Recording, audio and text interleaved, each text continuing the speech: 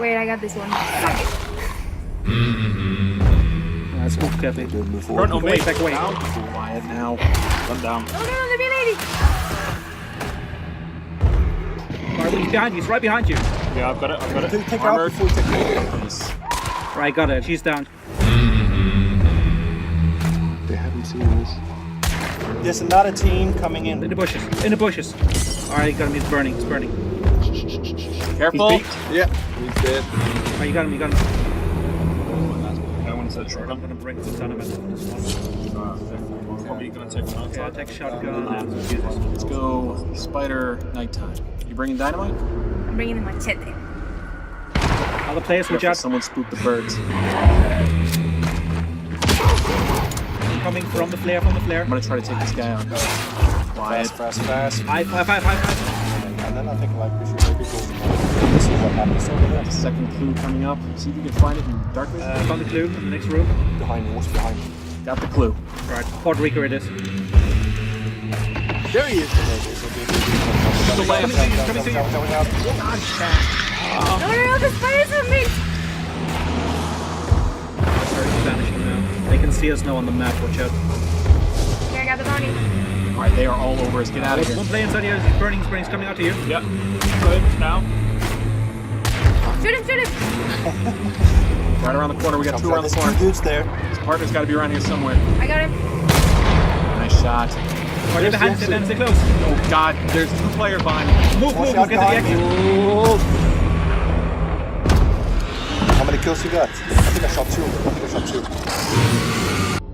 We spoke to Chris Orty, Level Design Director, and Sebastian Laurent, Technical Director, about the performance updates in 2.4, Andreas Liebskind, Senior Game Designer, and Benz Kovacs, Junior Technical Designer, about the content update and game fixes.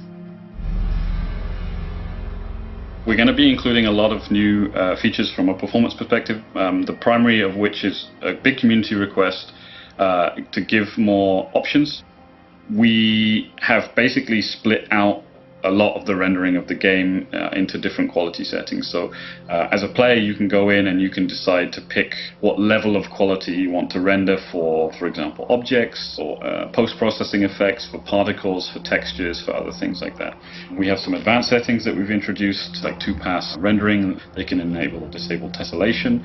And in addition to that, we've also provided things like a VRAM counter in the menu, so people can see a little bit of information about how much video memory they're currently consuming.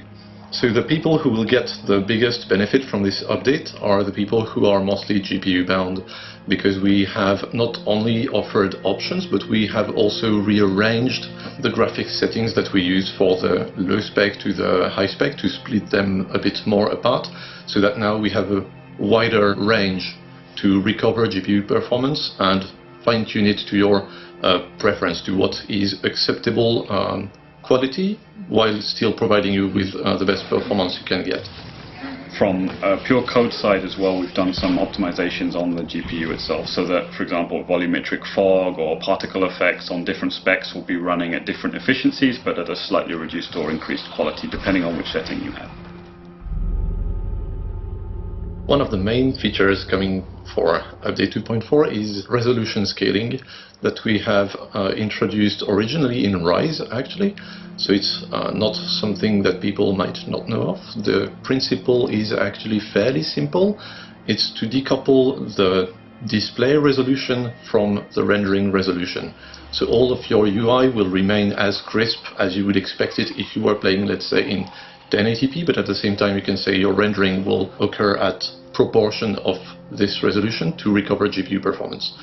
For players that have issues with GPU or are struggling with performance from a GPU perspective, this is probably one of the most significant things that they could do to actually, improve that. Our previous performance patch focused specifically on CPU performance on the engine side. So this time we actually focused a bit more on the CPU side, but on the game code side. We have found quite a few improvements to make, so that should benefit everyone across the board. In addition to that, you might see less stalling and frame dips, especially when you go to new compounds and new locations. I know that was a big complaint from players over time.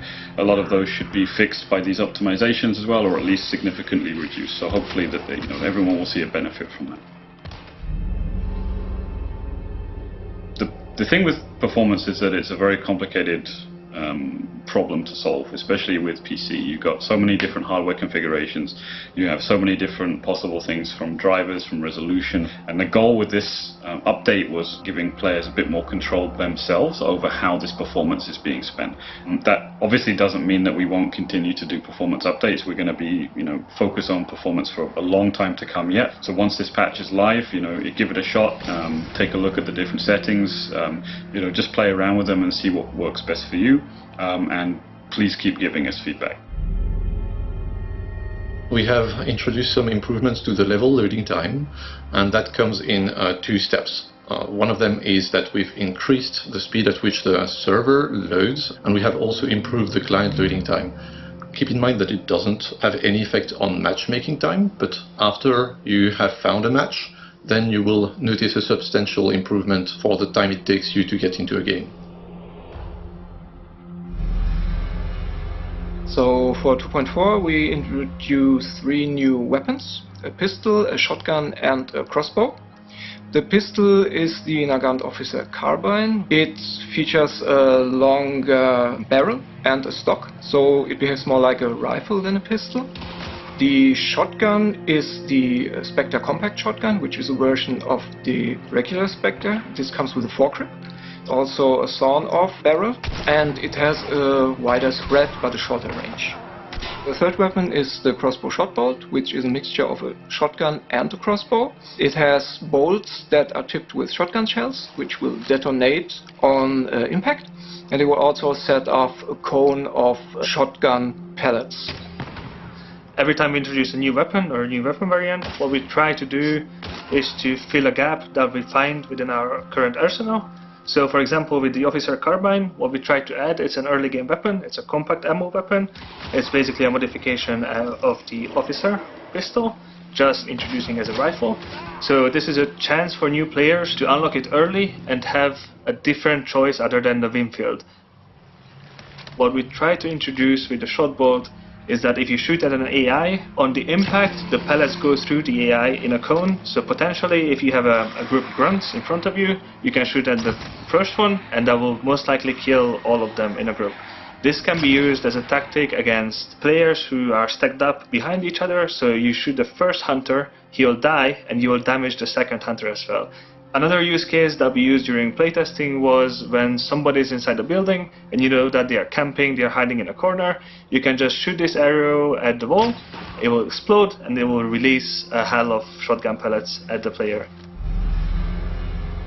We introduced also some changes to the Bloodline loop. The current progress is represented on the Bloodline screen as well. Before we did not have that feature. Now you see exactly how much XP do you need to close this loop again and to get the money reward. And also when you retire a hunter, there was an issue that no matter how much XP you collected, it was not accounted to the loop, so it did not get any money reward. So we've been following the threads on Reddit and Steam and reading about what you guys think about the Water Devil and what changes do you suggest. The biggest complaint was that you couldn't sneak past by the Water Devil very easily because he would detect you from very far away even if you were crouched. And we think crouching in water is already punishing enough. So we changed the detection range for the Water Devil when you are crouching inside the water. We did not change the detection range when you are sprinting. So if you are in trouble or you are getting shot at and you need to sprint, the Water Devil will still detect you from the normal range. The issue you guys were the most vocal about was when you were on the edge of the water but on land, the Water Devil could still attack you. We fixed this and we hope this fix will improve your encounters with the Water Devil. So thank you very much for joining us on this patch update. If you have any feedback for us, especially once this has gone live, you can contact us through the Discord, through the Reddit and through the Steam forums. We do read everything that's on there. We spend a lot of time going through that stuff, so if you guys have anything feedback wise for us, then please let us know, and thank you very much.